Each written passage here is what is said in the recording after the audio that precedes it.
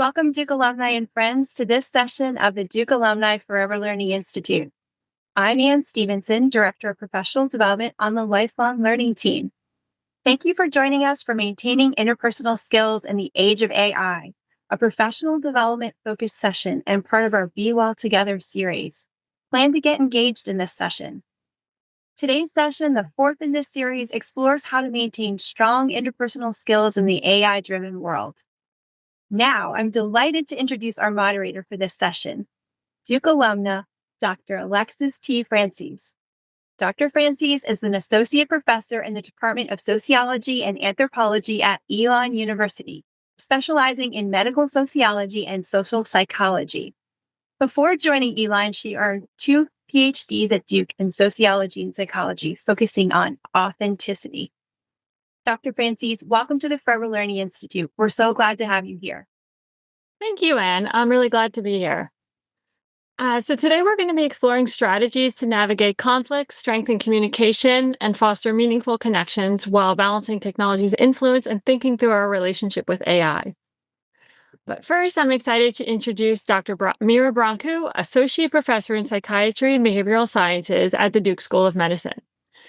Dr. Mira Brancu is the CEO of TowerScope, an award-winning social impact consulting firm, and founder of TowerScope Leadership Academy, supporting women-centered leaders in STEM, tech, healthcare, and academia. With over 20 years of experience in healthcare research and education, she holds a leadership role at the U.S. Department of Veterans Affairs and is a faculty member at Duke University. She is the author of The Millennial's Guide to Workplace Politics, is a Psychology Today contributor on women in leadership, and host of the Hard Skills podcast. Recognized as a fellow of the American Psychological Association, she has received multiple awards for her leadership, philanthropy, and research.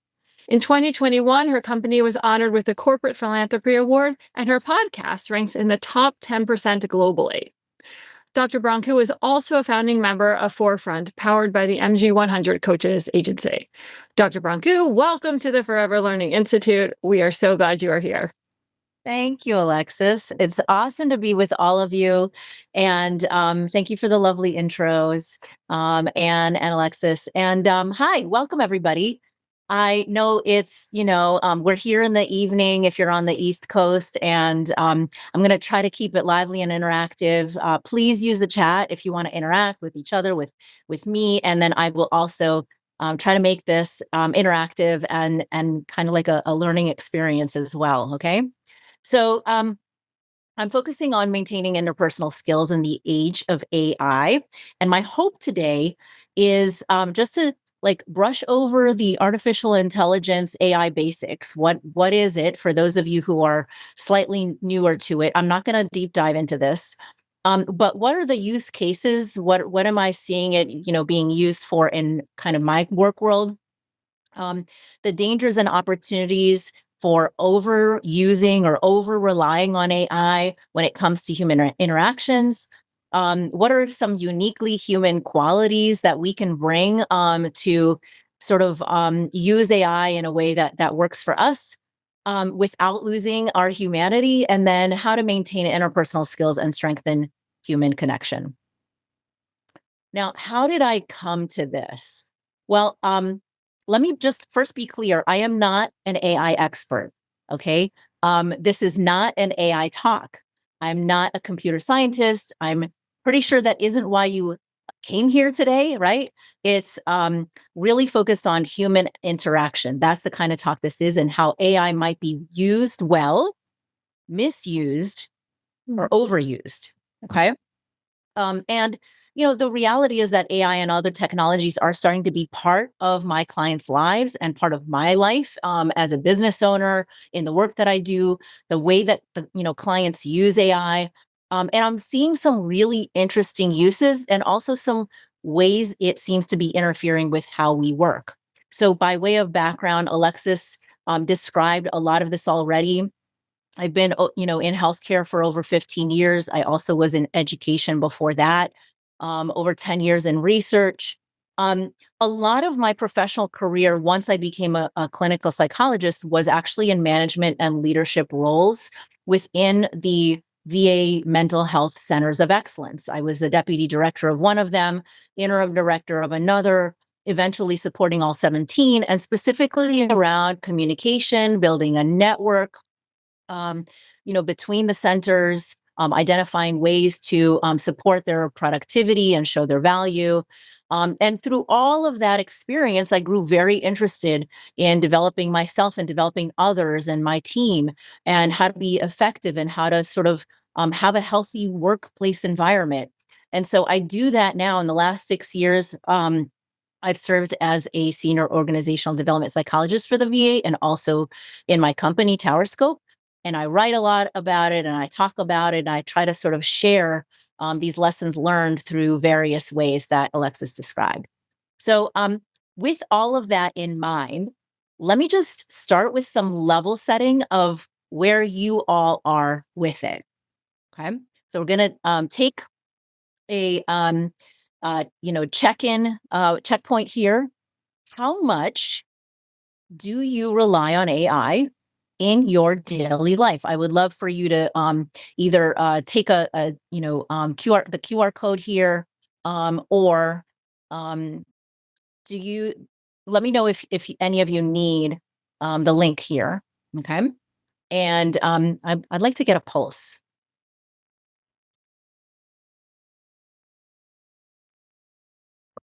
Oh, awesome, Chuck, you're volunteering at a VA hospital.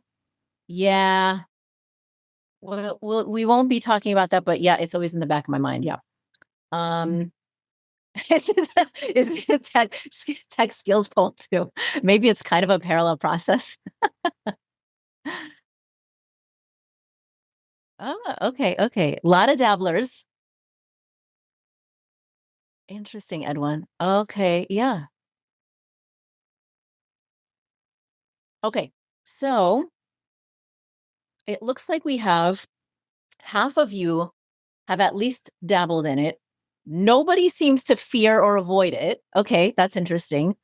And then we've got kind of a quarter using it regularly. And then the rest either know little about it. There's actually 12 people obsessed with it. Okay, so I'd be very interested to hear also from the people who are obsessed with it. All right.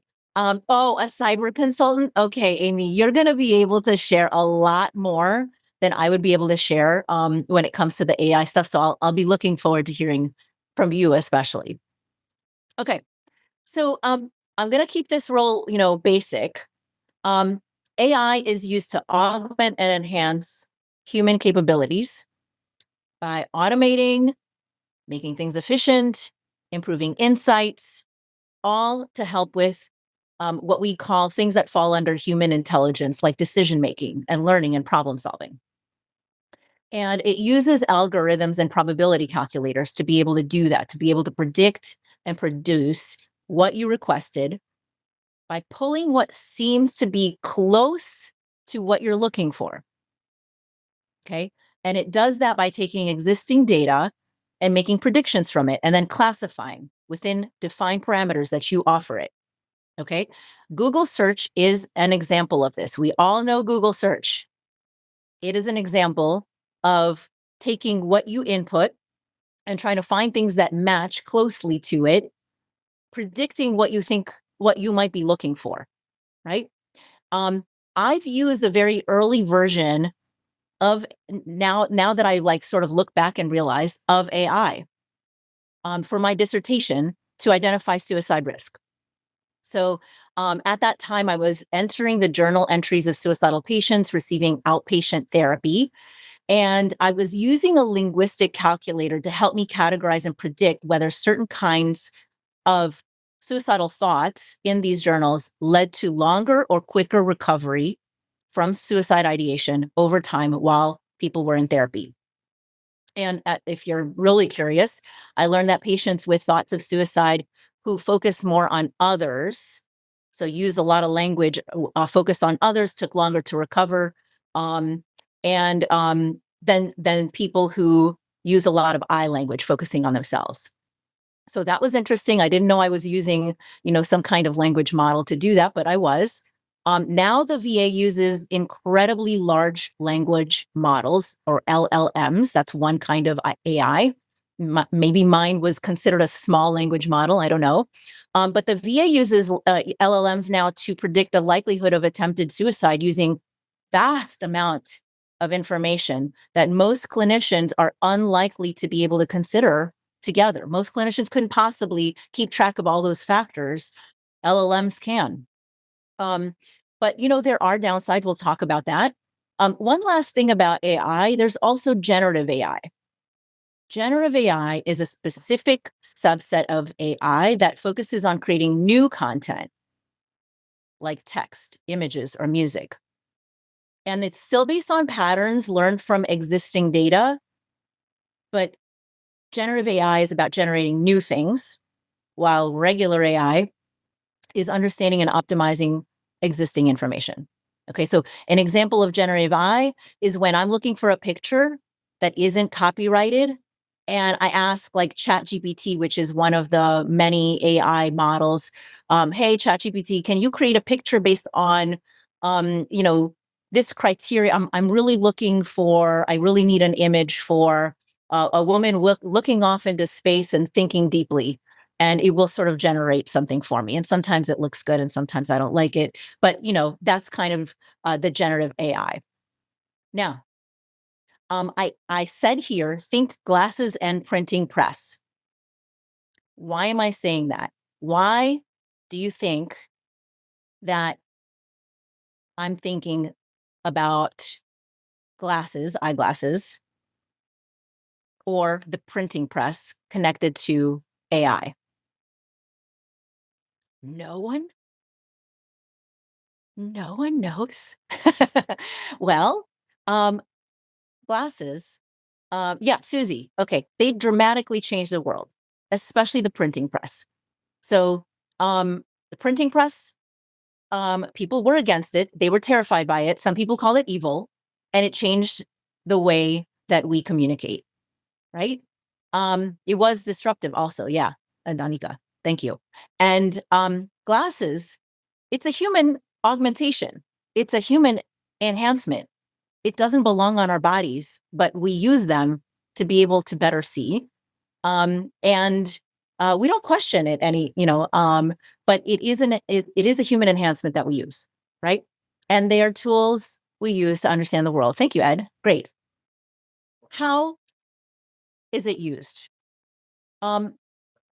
We use it in lots of different ways to, like, predictive analytics. I mentioned robotics, lots of autonomous systems. We use it in healthcare. We might use it in finance, transportation, and more. In healthcare, providers, especially physicians, for a long time have complained about the amount of notes they need to generate and how much time they spend outside of the client time together to generate those notes. AI is reducing that burden. My husband just came back from a physician appointment, and his physician said, "Hey, informed consent here. I want to share with you what I'm using, and I want to share that I'm using AI now to take my notes so that I can spend more time with my patients. Here's what it wrote about our session together, about our time together." And he was fascinated by this. Now, I will admit, irony, I took my notes, my outline, and my thinking, and I used AI to generate these slides. Yes, I did. Now, these are not the original slides. It produced something to save me 3 hours of starting from scratch. And then I tweaked and updated and changed all the pictures and adjusted and whatever. It still saved me time because I said, take all of these notes and just generate some basic slides for me to start from. Right. And I've used generative AI as a thought partner when, I've been writing a new book and I thought of a bunch of examples, but I asked AI, can you share with me some more examples beyond the things that I've thought about? Is there anything else I'm missing in this category? And it came up with great ideas and some terrible ideas. And I picked the ones that made sense to me to add to what I was thinking. Okay. So it speeds up a lot of different kinds of processes. I can ask AI, can you take like these 30 pages from my book and turn it into a 1,200 page blog post? And again, it's not perfect. I will still, as an expert, need to review it and tweak it and adjust it and improve, but it saves incredible amounts of time. Okay.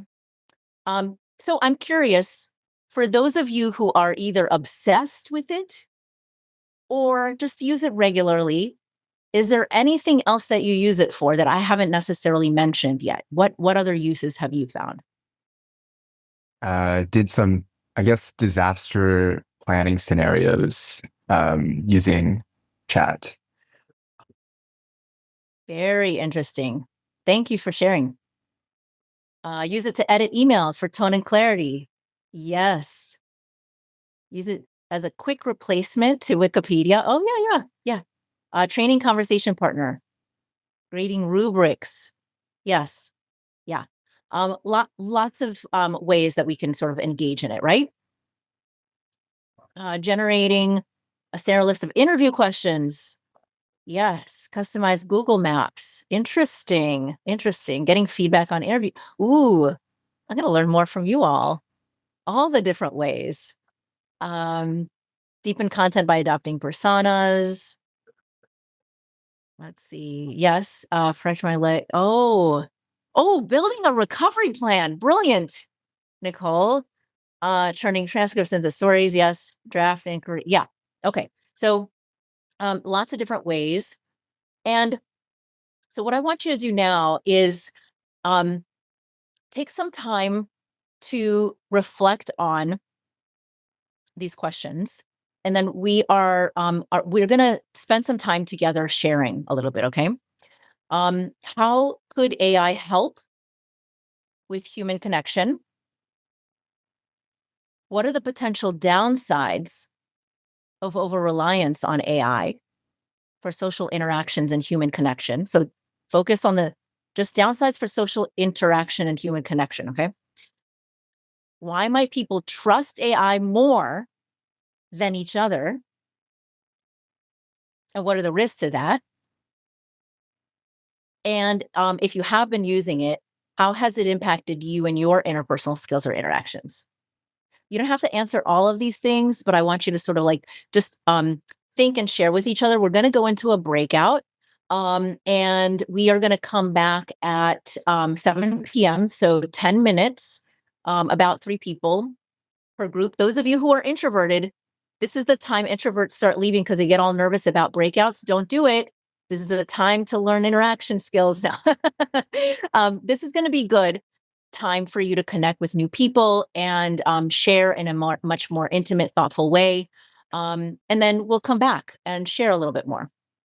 What came up as people were kind of exploring these ideas of, and I want to sort of like just make sure that we focus it in the realm of human connection rather than all the other ways we can be thinking about AI. What came up for some of you, whoever's willing to share? I'm seeing for our children, them not doing networking with people and substituting AI. And I see a downside to that. I think there needs to be a hybrid approach using the strengths of both. Yes. I've been talking with my 18-year-old son about networking through informational interviews. And I had to literally be on a call with him to show him how to do it because he's like, can I email? No, don't text them. Yeah, great one. What else? I was saying that I had used AI to write thank you notes for a birthday party that thank you notes for a birthday party that I had. And I asked AI to write the note for me. And I put in all the details about the party and it wrote this beautiful note. And then I sent it on a postcard. So it took me very little time to write 12 thank you notes. And it was great because it helped me connect with my friends and people told me how much they liked it. And so that was great. Nice. Yeah, that is a nice use of it. And I see Edwin here says can practice difficult conversations with AI. Yep. And then I see Louisa, the issue of trust, whether one would have more confidence in AI or human beings' perspective. Absolutely. People sometimes have, trust AI because there's less emotions involved. Yep. And I see Sudhi, her hand is raised. Yes, I wanted to just share. This is not exactly AI related, but it's tech related. The breakout room I was in had two of us. And just by chance, this was a man who graduated Duke in 1952. I graduated in 1987. And he was the fraternity brother of my father. And the odds of that are just crazy. So somehow that probably relates to AI, but it certainly relates to technology. And connection. Yeah, amazing. Amazing. I love that. Let's see what else. One group we had very little interaction with AI, but something that came up was autocorrect when writing. Yeah, that voice is different. And refining craft. Great. Yeah. Awesome. Okay, so several things came up in your talks that I want to sort of highlight here. Okay. And we will start with the dangers of over reliance on AI, specifically for social interaction, right? There's a risk of reinforcing biases. What AI reflects is existing knowledge, and it's based on your prompts and input, which input equals output, right? Garbage in, garbage out. And even if your input is aimed to get at something good, you can get different things in by just asking it in a different way, right? So, and I've asked it to tell me what I have published and about my research, and it's been wrong. Okay, which is very upsetting and disturbing. So, you know, there's a lot of concern around reinforcing biases about how we think, what we think, um, creating chambers where we're just like getting back what we want to hear, or seeking stuff that just is like confirmation bias, um, and it can be inaccurate. Amy mentioned that before, right?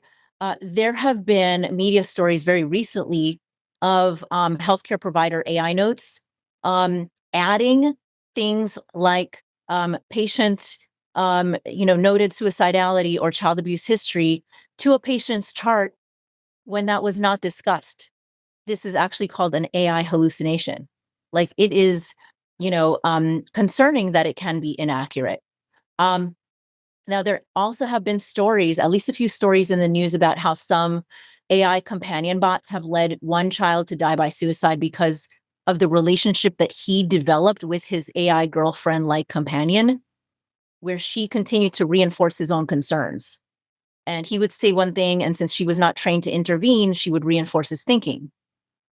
And in another situation, a woman had what you might call an emotional affair with her AI companion, as she found she could get more out of that relationship than with her spouse, and it ended their marriage. So what happens is that AI can both provide you what you think you need and yet move you away from the human interactions because they're complicated. Humans are messy. We have fears, we're angry, we get manipulative, we do all kinds of things to attempt to get our needs met very clumsily. And AI doesn't bring all of that emotional baggage. I don't know if anybody watches Severance. Anybody watch Severance? I'm completely crazy about it now. In this movie, the TV show series, people choose to implant a device that separates their work lives and their personal home lives. And what you see is a dampening of their emotional experience, which technically is what they were looking for. But then they also lose out on the joy, boisterous laughter, other human experiences. We'll talk about it in a little bit. It's an emotional flattening that we think we want, but we don't realize the downside of it until maybe it's too late. And then finally, reducing critical thinking.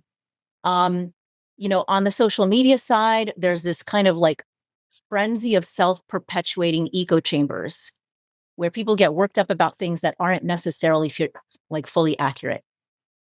So in essence, there is this potential for terrible listening skills or perpetuating messages that aren't helpful in terms of our human resiliency.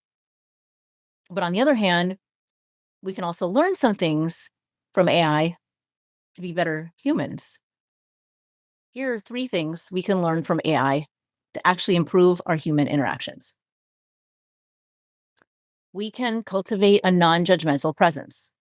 We can learn to listen, to validate, check in with others without judgment or bias, fostering a safe and supportive environment, which can help with conflict resolution, right? We could also learn to embrace process-oriented thinking.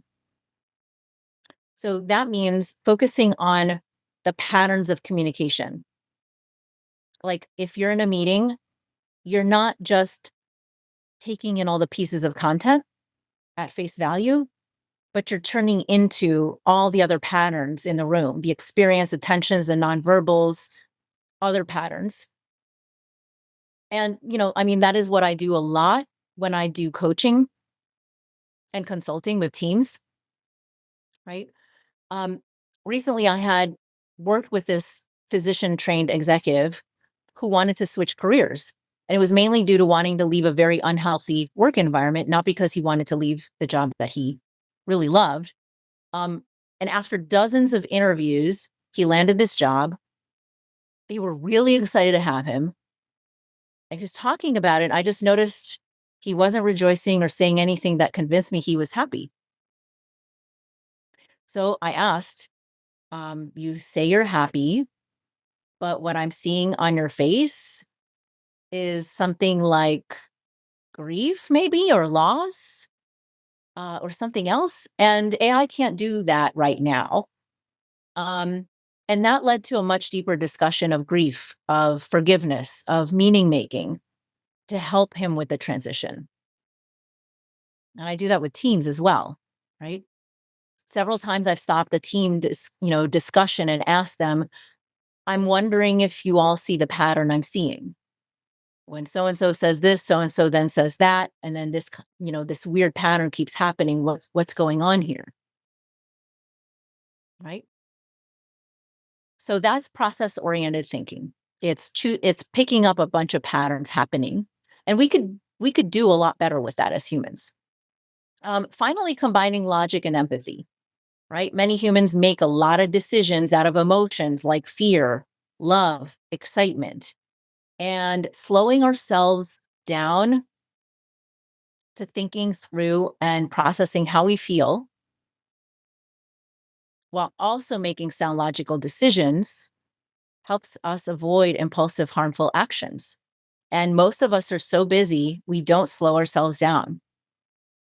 And in fact, that reflective process is a luxury for many of us who have very busy lives. And that is what I do as a coach and consultant too, is help people slow down and think through from lots and lots of perspectives, right? It could help with all kinds of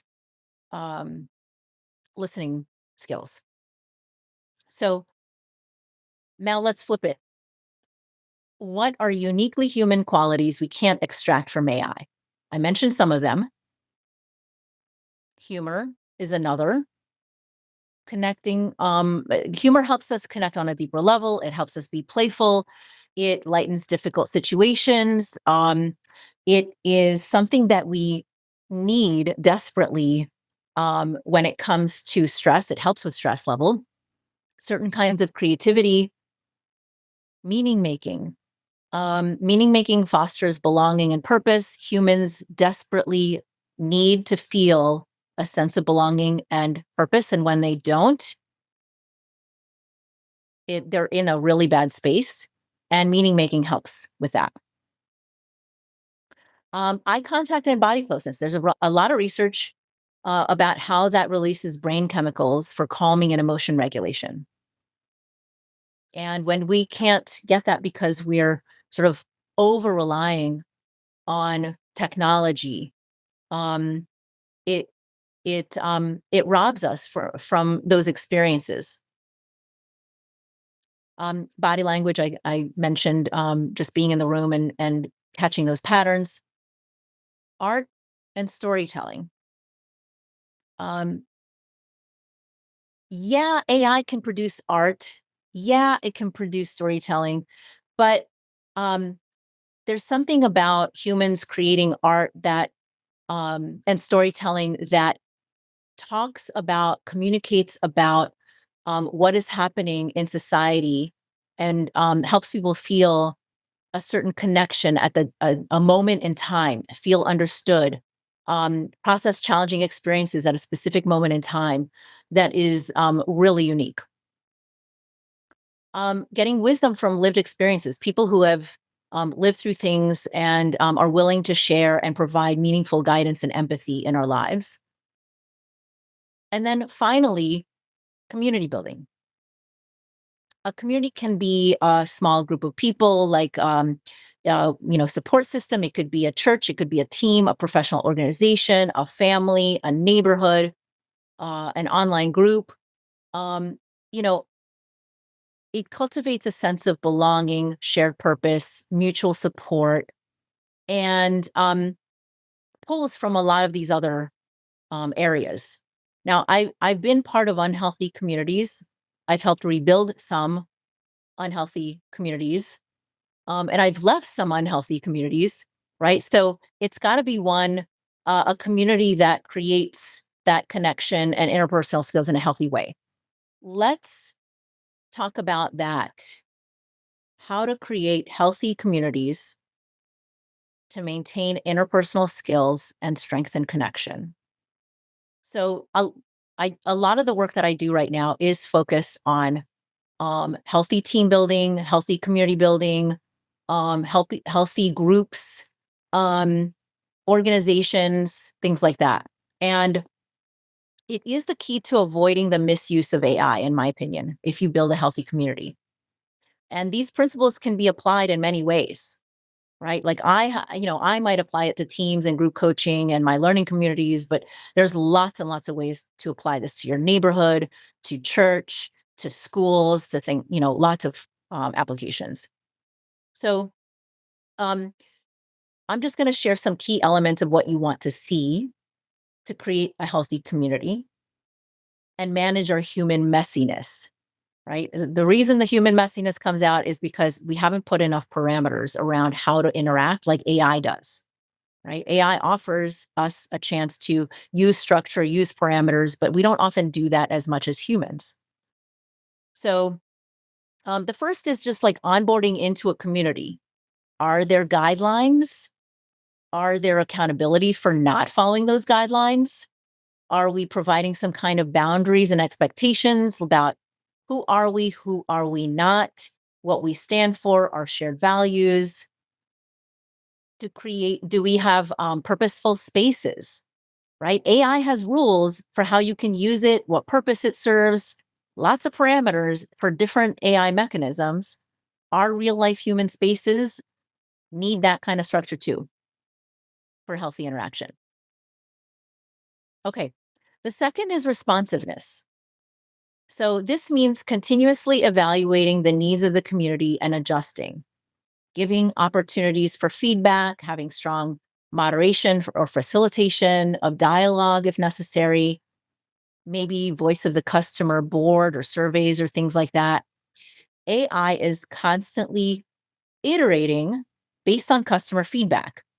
We should be doing the same with our own communities, checking in, seeing how things are going. Are people's needs met, right? Okay, the third is over communicating. Because humans can easily misunderstand each other because they add meaning and nonverbal behavior to the content, we need to learn to better communicate things like who we are as a community, our identity, our mission, our vision, like why we exist, or maybe explain reasons and thinking behind decisions, demonstrate empathy instead of assumptions, right? All of this is distinctly human stuff. And then finally, learning positive group dynamics. Group dynamics is what we need to do to maintain interpersonal skills and connection. And it is by far the most difficult to extract from AI. As I mentioned, one of the pitfalls of over relying on AI is the degradation of social interaction, which leads to social isolation and social anxiety.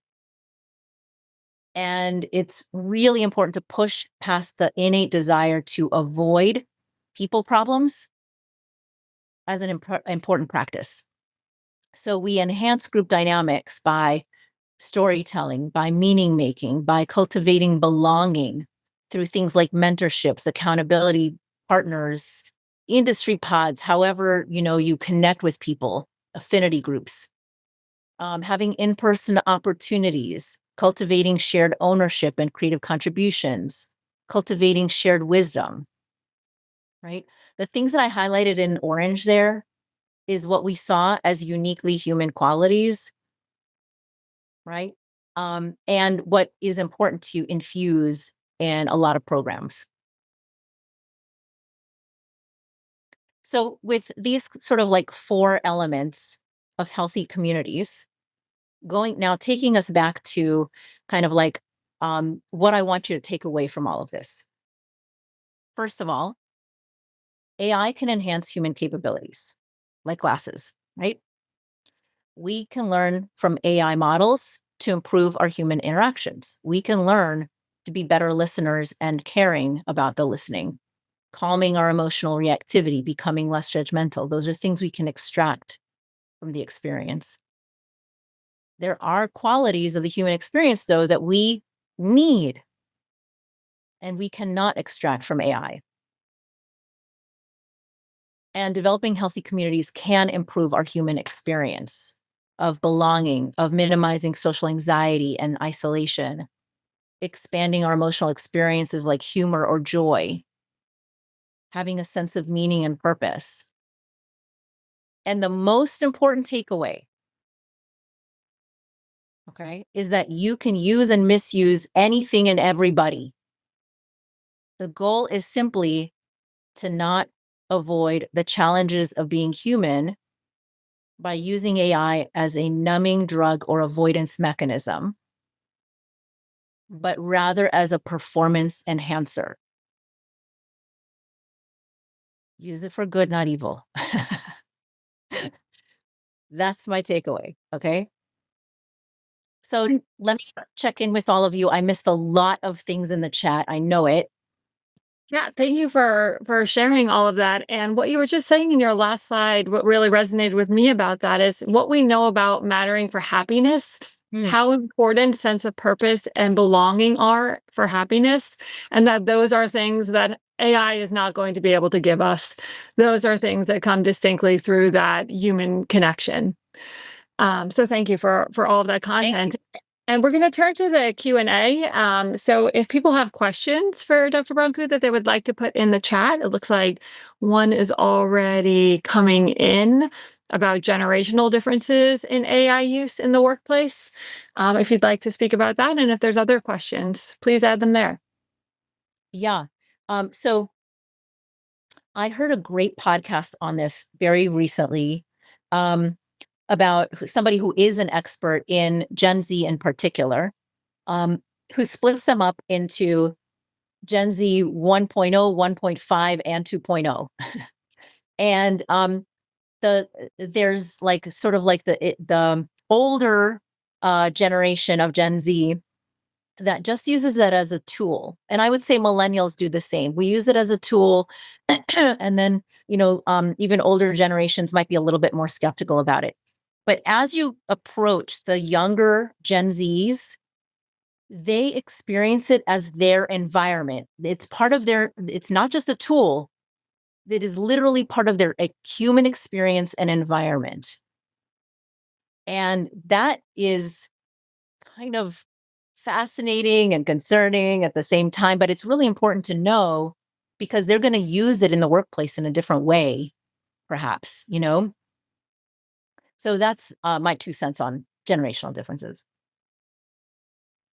And if anybody has like more information about that, like if, they do this kind of work, definitely add your thoughts to that. The podcast episode of the source of that information is being requested if you have that. Thank you. The podcast show is called Plain English with Derek Thompson, who lives right here in Chapel Hill, for those of you who live in the area. But he's a nationally renowned person, and it's from March 12th, and it's called How Gen Z Sees the World. It's a really good one. Plain English. We have time for about one more question. If anyone would like to put another question into the chat. Amy, thank you for adding that there's also biases around marginalized folks, women, people of color. Yes, lots. I mean, it is not refined. Dr. Branco, is there anything you want to add before we turn it back to Anne to close us out?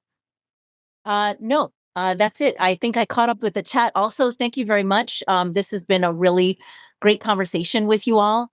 And also appreciate Amy Reich, I think I said your last name right, for adding your additional expertise in this area. So I appreciate it. If you want to connect with me, here's all the ways that you can connect with me. And you could also get on my newsletter if you want to get, more resources, references to all of the, blog posts and podcasts and things that I write. I send all of that about once a month. Thank you, Dr. Brancu and Dr. Francis, for an insightful session, and a big thank you to our audience for being part of the conversation today.